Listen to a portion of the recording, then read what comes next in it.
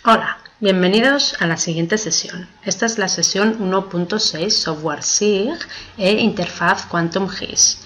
Vamos a entender un poco de qué se tratan los software SIG y qué tipos de software hay, qué diferencias hay entre ellos y por qué nos hemos decantado por Quantum GIS. Así que empezamos. ¿Qué es un software SIG? Un software SIG es un sistema compuesto por hardware, software y procedimientos para capturar, manejar, manipular, analizar, modelizar y representar datos georreferenciados, con el objeto de resolver problemas de gestión y planificación. Esta definición de Butchell y Kem de 1990 para mí es la más acertada, puesto que se ve todo el proceso en los que un software SIG te puede asistir.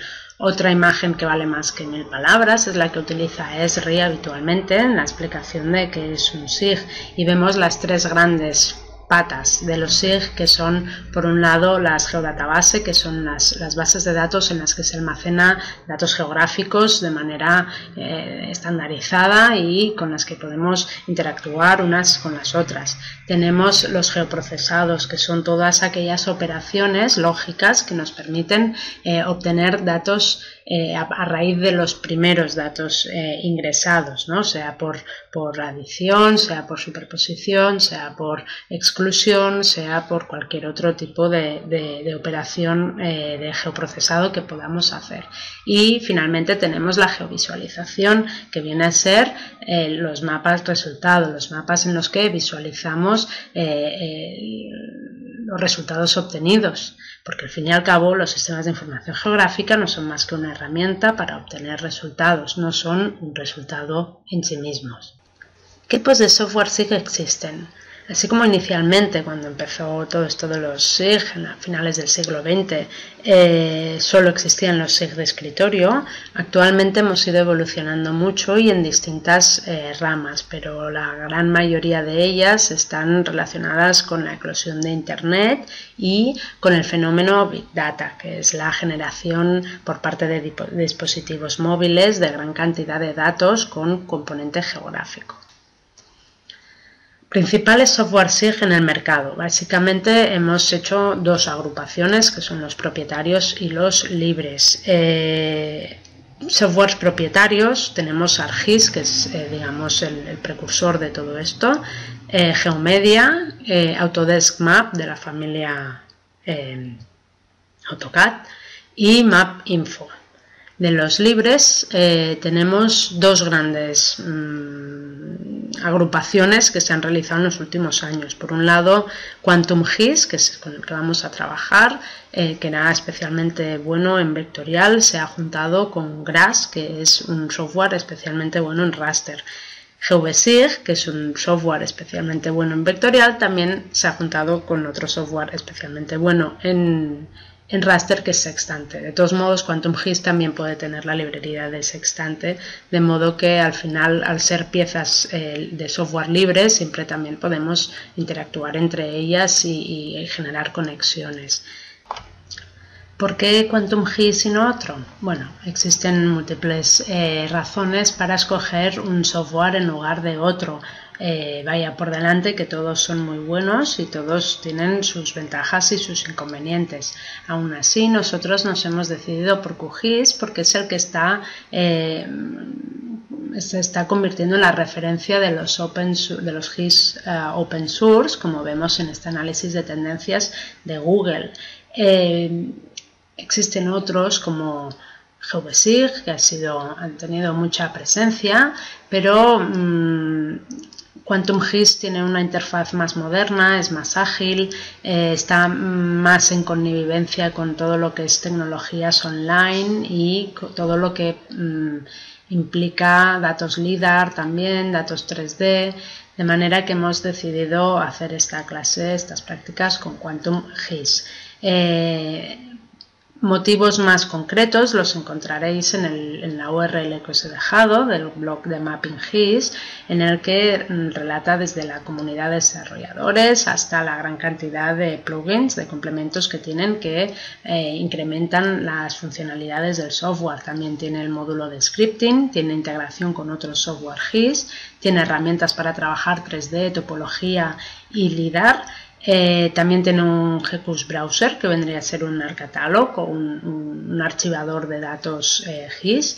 Tiene la publicación de mapas online y tiene una acurada presentación de la cartografía resultante, dando a nuestros mapas un viso muy profesional.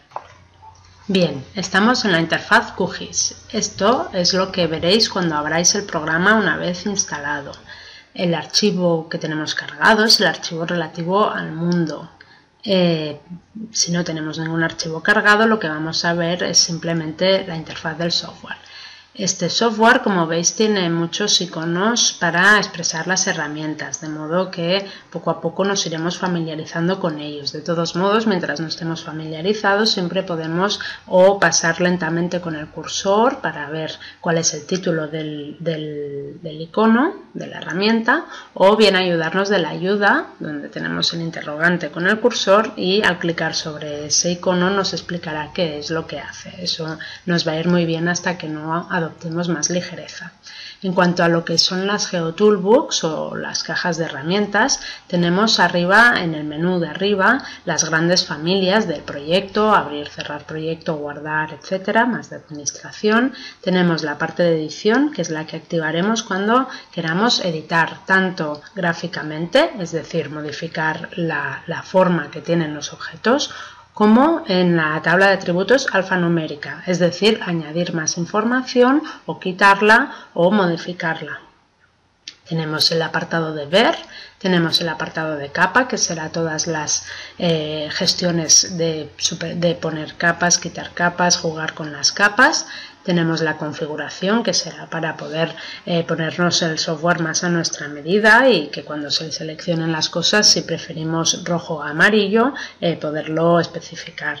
Todo el tema de complementos, que son los 300 complementos que hemos hablado antes, que se puede llegar a añadir a las potencialidades que tiene el software.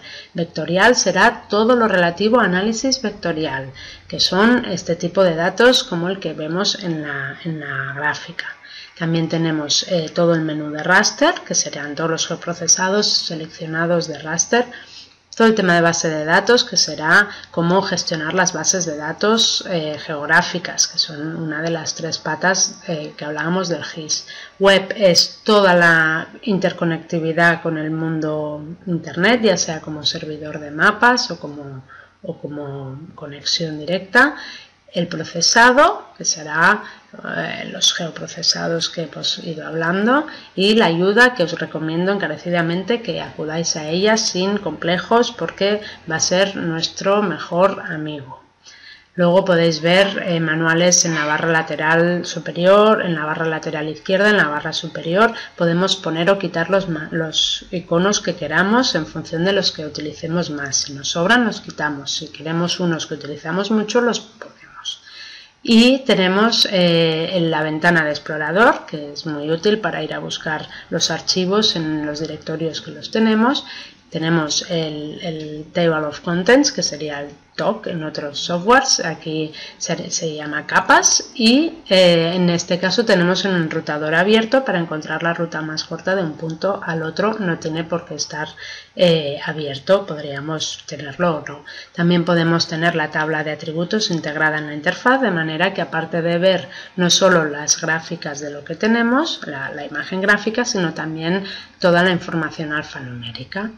En definitiva, poco a poco nos iremos familiarizando, pero veis que tiene una interfaz agradable, cómoda y que invita a trabajar en ella. Así que ahora ya la siguiente lección es para ponerse de lleno en QGIS.